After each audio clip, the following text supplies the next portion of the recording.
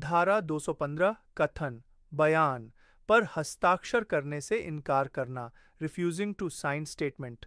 यह धारा बहुत सीधी और सरल है। यह बताती है कि अगर कोई व्यक्ति अपना बयान देता है और कानूनन उस बयान पर हस्ताक्षर करने के लिए बाध्य है, लेकिन वह हस्ताक्षर करने से इनकार कर देता है, तो उसे क्या सज़ा मिलेगी। इसे आसान भाषा में ऐसे समझें। अगर आपने किसी सरकारी अधिकारी जैसे पुलिस अधिकारी, मजिस्ट्रेट या कोई अन्य लोक सेवक के सामने कोई बयान दिया है और वह अधिकारी कानूनी रूप से सक्षम है कि वह आपसे उस बयान पर हस्ताक्षर करने को कहे और आप उस पर हस्ताक्षर करने से मना कर देते हैं, तो यह एक अपराध होगा। उदाहरण, मान लीजिए पुलिस आपसे किसी घटना के बारे में जानकारी लेती है और आपका बयान दर्ज करती है। बयान दर्ज करने के बाद पुलिस आपसे उस बयान पर हस्ताक्षर करने को कहती है ताकि यह पुष्टि हो सके कि आपने वही कहा है जो लिखा गया है। अगर आप बिना किसी वैध कारण के हस्ताक्षर करने से इनकार कर देते हैं, तो यह इस धारा के तहत अपराध होगा।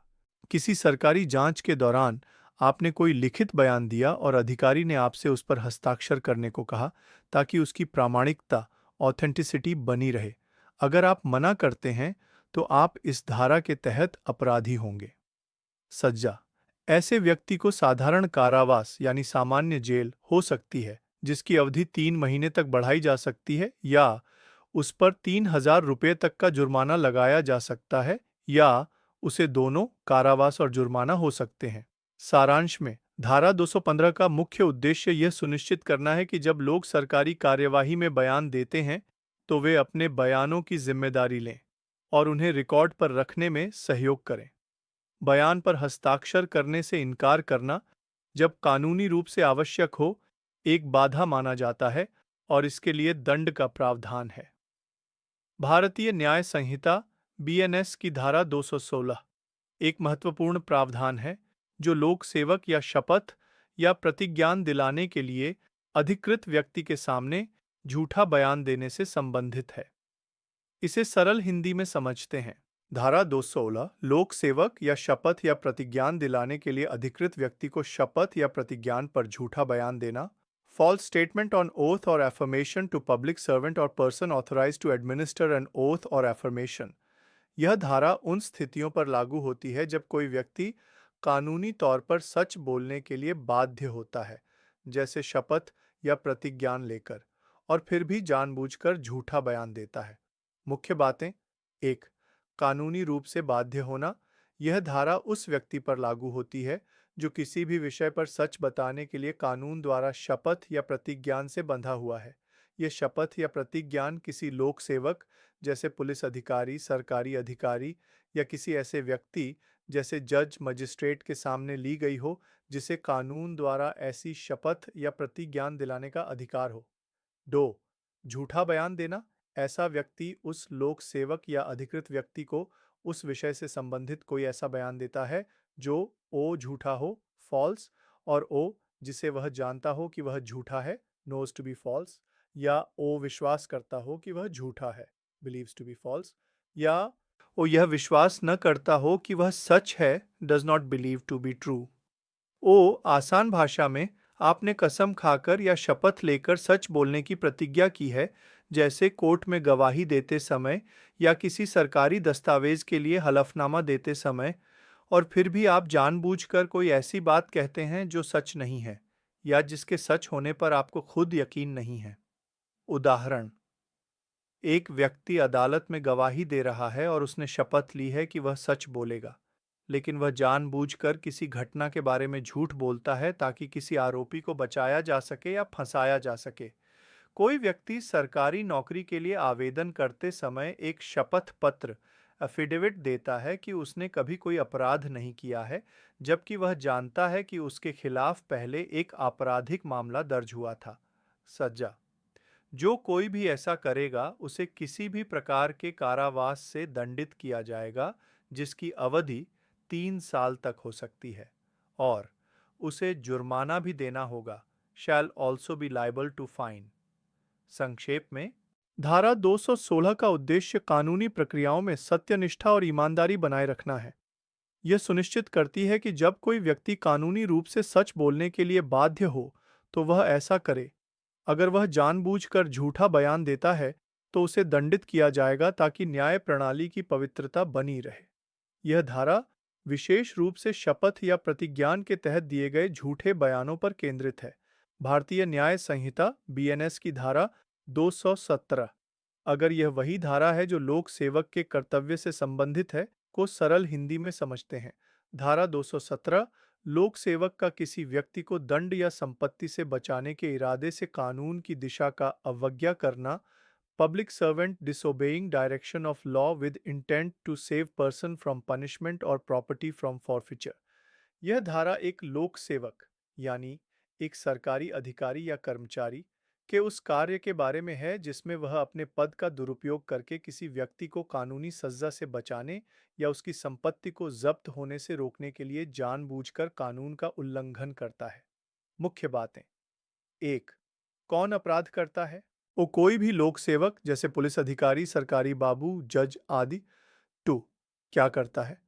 वह जानबूझकर स्वेच्छा से किसी ऐसे कानून की दिशा या नियम का उल्लंघन करता है जिसका पालन करना उसके लिए बाध्यकारी है, यानी उसे उस कानून का पालन करना ही चाहिए।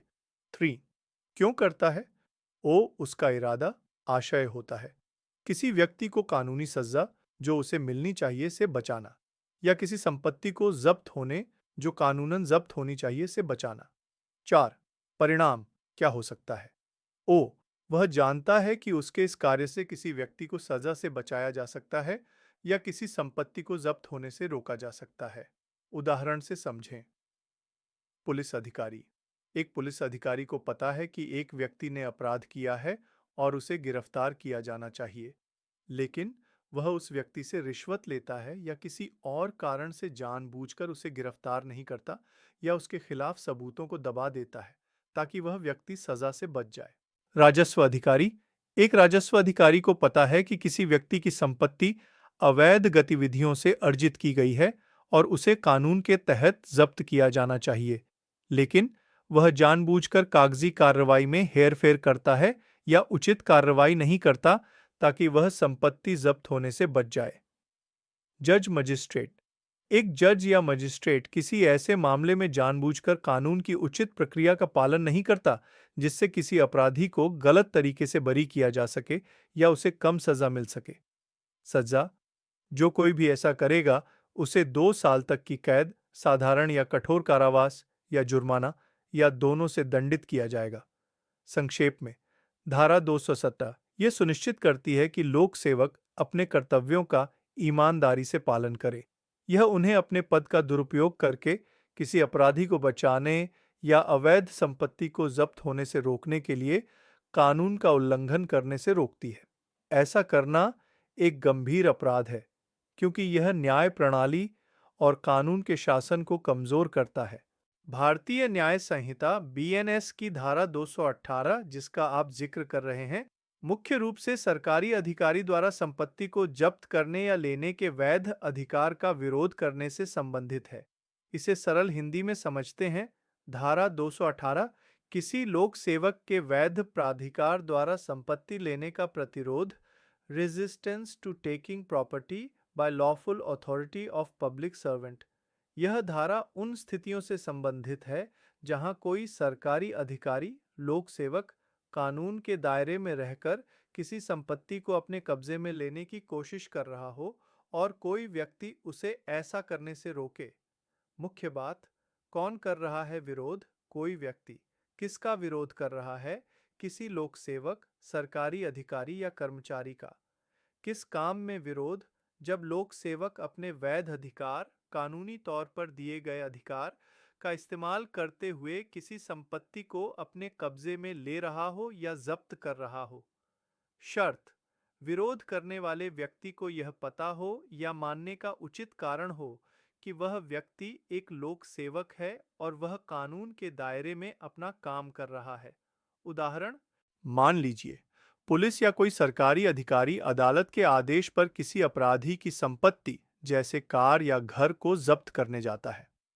अगर अपराधी या कोई और व्यक्ति यह जानते हुए कि वे सरकारी अधिकारी हैं और कानूनी काम कर रहे हैं, उन्हें संपत्ति जब्त करने से रोकता है या उनका विरोध करता है, तो यह धारा 218 के तहत अपराध होगा।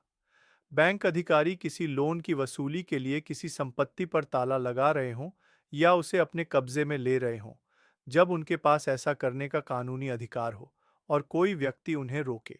सजा: जो कोई भी ऐसा करेगा उसे 6 महीने तक की कैद या 10,000 रुपये तक का जुर्माना या दोनों से दंडित किया जा सकता है।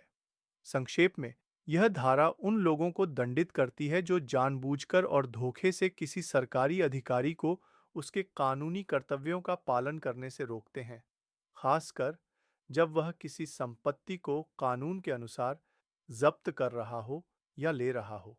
यह कानून सरकारी अधिकारियों को उनके काम को बिना बाधा के करने में मदद करता है। भारतीय न्याय संहिता (बीएनएस) की धारा 219 एक महत्वपूर्ण प्रावधान है जो लोक सेवक द्वारा बिक्री के लिए प्रस्तुत संपत्ति की बिक्री में बाधा डालने से संबंधित है। इसे सरल हिंदी में समझते हैं। धारा 219 लोक सेवक के प्राधिकार द्वारा बिक्री के लिए प्रस्तावित संपत्ति की बिक्री में बाधा डालना, obstructing sale of property offered for sale by authority of public servant। यह धारा उन स्थितियों से संबंधित है जहां कोई व्यक्ति जानबूझकर सरकारी अधिकारियों द्वारा वैध रूप से बेची जा रही किसी संपत्ति की बिक्री में रुकावट डालता है। मुख्य बातें: 1. क्या है अपराध? ओ, यदि कोई व्यक्ति जानबूझकर इंटेंशनली किसी ऐसी संपत्ति की बिक्री में बाधा डालता है जिसे किसी लोक सेवक, पब्लिक सर्वेंट जैसे सरकारी अधिकारी ने अपने कानूनी अधिकार, लॉफुल अथॉरिटी का इस्तेमाल करते हुए बिक्री के लिए रखा है। उदाहरण मान लीजिए, सरकार ने किसी व्यक्ति की संपत्ति जैसे जमीन या मकान को किसी कानूनी कार्रवाई के तहत कुर्क किया है और अब उसकी नीलामी करवा रही है। यदि कोई व्यक्ति उस नीलामी में लोगों को बोली लगाने से रोकता है या अधिकारी को काम करने से रोकता है, तो वह इस धारा के तहत अपराध कर रहा है। 2. उद्देश्य: इस धारा का मुख्य उद्देश्य यह सुनिश्चित करना है कि सरकार या उसके अधिकारियों द्वारा वैध रूप से की जा रही संपत्ति की बिक्री, जैसे नीलामी, बिना किसी बाधा के पूरी हो सके। यह सार्वजनिक प्रक्रियाओं और सरकारी अधिकारियों के अधिकार का सम्मान बनाए रखने के लिए है। सजा: जो कोई भी ऐसा करेगा उसे 1 महीने तक के कारावास, साधारण या कठोर हो सकता है, या 5,000 रुपये तक का जुर्माना या दोनों से दंडित किया जाएगा। संक्षेप में, धारा 219 यह स्पष्ट करती है कि किसी भी सरकारी अधिकारी द्वारा वैध तरीके से बेची जा रही संपत्ति जैसे नीलामी में जानबूझकर रुकावट डालना एक अपराध है। इसका उल्लंघन करने पर जेल और या जुर्माना हो सकता है। यह कानून की प्रक्रिया और सरकारी प्राधिकार का सम्मान सुनिश्चित करने के लिए बनाई गई है। भारतीय न्याय संहिता (बीएनएस) की धारा 220 एक महत्वपूर्ण प्रावधान है जो सरकारी नीलामी, पब्लिक ऑक्शन में होने वाली धोखाधड़ी या अवैध खरीद बिक्री से संबंधित है। इसे सरल हिंदी में ऐसे समझा जा सकता है। धारा 220 लोक सेवक के प्राधिकार द्वारा बिक्री के लिए प्रस्तावित संपत्ति की अवैध खरीद या बोली, इलीगल परचेज, और bid for property offered for sale by authority of public servant. यह धारा उन स्थितियों से संबंधित है जहां कोई व्यक्ति जानबूझकर सरकारी नीलामी या बिक्री में धोखाधड़ी करता है या अवैध तरीके से संपत्ति खरीदने या बोली लगाने का प्रयास करता है।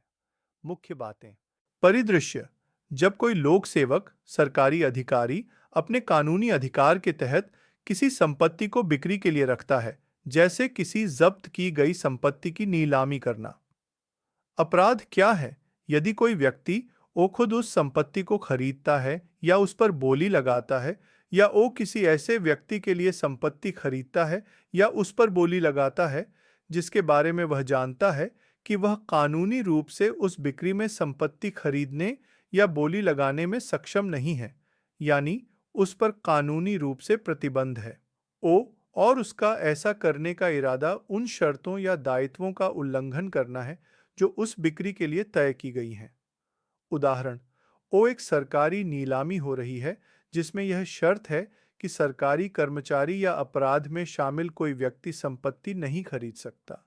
अगर कोई व्यक्ति यह जानते हुए भी कि उसका भाई अपराधी है और वह कानूनी रूप से नीलामी में भाग नहीं ले सकता, अपने भाई के लिए उस संपत्ति पर बोली लगाता है या उसे खरीदता है, तो यह धारा 220 के तहत अपराध होगा।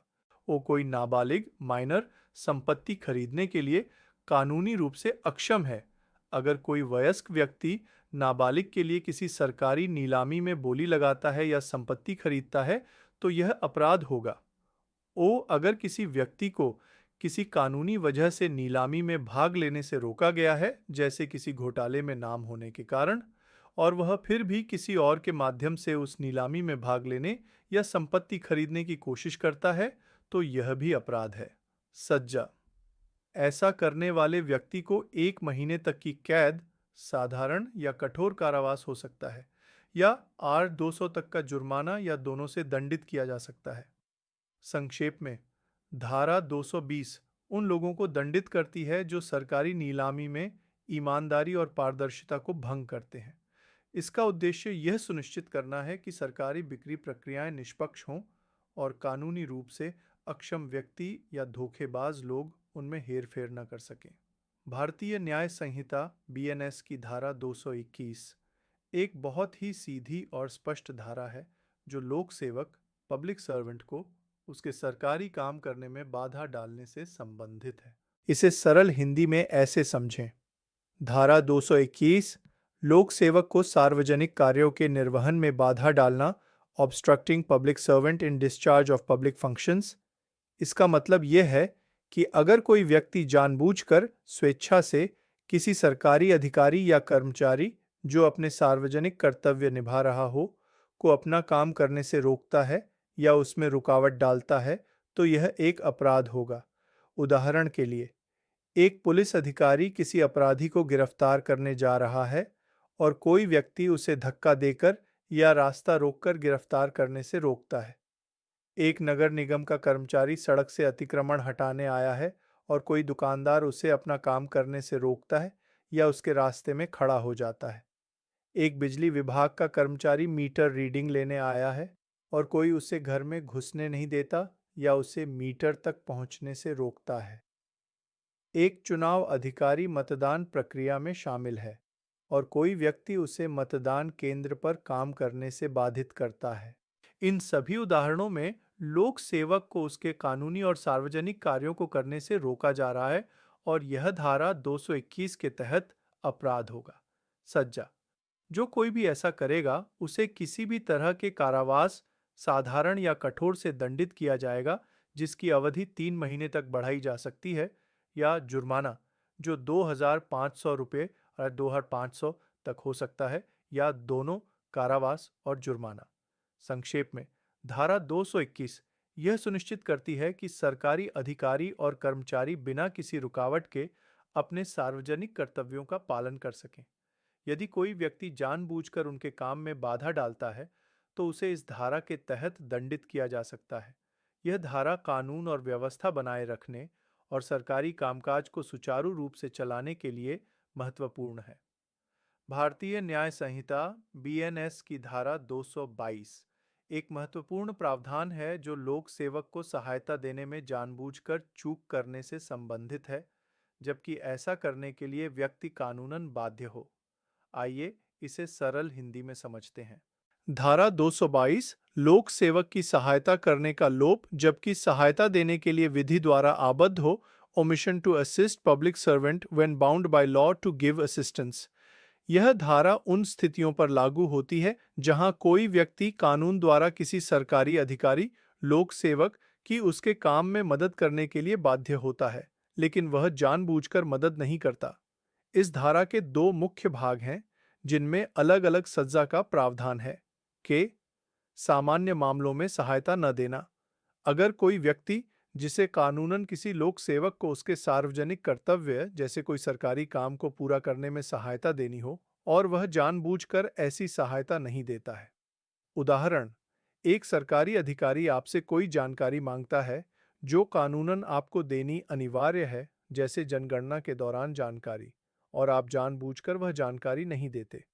सजा: उसे 1 महीने तक की साधारण कारावास, सिंपल इम्प्रिजनमेंट, या 2,500 रुपये अर्ज 500 तक का जुर्माना या दोनों से दंडित किया जा सकता है। ख गंभीर मामलों में सहायता न देना जब विशेष मांग की गई हो। अगर किसी लोक सेवक द्वारा जो ऐसी मांग करने के लिए कानूनी रूप से सक्षम हो, आपसे विशेष रूप से सहायता मांगी गई हो और वह सहायता इन उद्देश्यों के लिए हो। ओ किसी न्यायालय द्वारा कानूनी रूप से जारी की गई किसी प्रक्रिया को लागू करना, जैसे वारंट तामील करना। ओ किसी अपराध को होने से रोकना। ओ किसी दंगे या झगड़े को रोकना दबाना। ओ किसी अपराधी या अपराध के आरोपी व्यक्ति को पकड़ना। ओ किसी कानूनी हिरासत से भागे हुए व्यक्ति को पकड़ना। और आप जानबूझकर ऐसी सहायता नहीं देते हैं। उदाहरण, एक पुलिस अधिकारी किसी अपराधी को पकड़ने की कोशिश कर रहा है और आपसे मदद मांगता है, जैसे अपराधी को भागने से रोकना या उसके बारे में जानकारी देना, और आप जानबूझकर मदद करने से इनकार कर देते हैं, जबकि आप ऐसा करने में सक्षम हो। सजा: उसे 6 महीने तक की साधारण कारावास या 5,000 रुपये आर 5,000 तक का जुर्माना या दोनों से दंडित किया जा सकता है। संक्षेप में, धारा 222 यह स्पष्ट करती है कि नागरिकों पर कुछ स्थितियों में लोक सेवकों की सहायता करना कानूनी रूप से अनिवार्य है। यदि कोई व्यक्ति कानूनन बाध्य होने के बावजूद जानबूझकर लोक सेवक को उसके कर्तव्य पालन में सहायता नहीं करता है, तो उसे अपराध माना जाएगा और इसके लिए दंड का प्रावधान है। सजा की गंभीरता इस बात पर निर्भर करती है कि सहायता किस तरह के कर्तव्य के लिए मांगी गई थी। यह धारा सार्वजनिक व्यवस्था और कानून के प्रभावी प्रवर्तन को बनाए रखने में नागरिकों के सहयोग के महत्व पर जोर देती है। भारतीय न्याय संहिता बीएनएस की धारा 223 एक महत्वपूर्ण प्रावधान है जो लोक सेवक द्वारा जारी किए गए वैध आदेशों की अवहेलना, आदेश न मानना से संबंधित है। यह सार्वजनिक व्यवस्था और शांति बनाए रखने के लिए बहुत जरूरी है। इसे सरल हिंदी में ऐसे समझ सकते हैं: